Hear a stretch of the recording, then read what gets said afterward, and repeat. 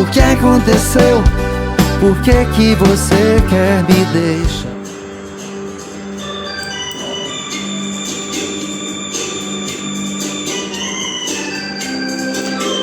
Quem foi o ladrão? Amado Batista.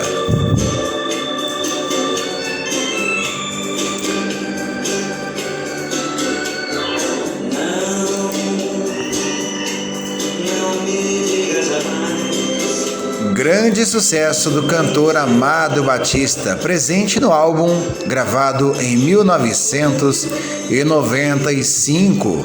A canção Quem Foi o Ladrão foi um dos grandes destaques do álbum. Junto com a canção Não Faz Sentido, a canção também Vivendo de Você, a canção Estou Doente, Processado por Amor. As outras canções presentes neste álbum foram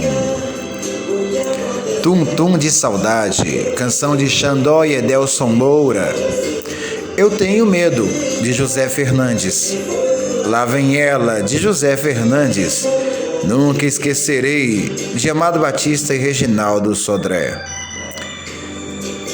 Casa sob Viadutos, de Amado Batista e Reginaldo Sodré, Estou Apaixonado, de Amado Batista e Reginaldo Sodré, Vacina, de Vicente Dias, Cleide e Almir, e a canção Não Faz Sentido, de José Fernandes.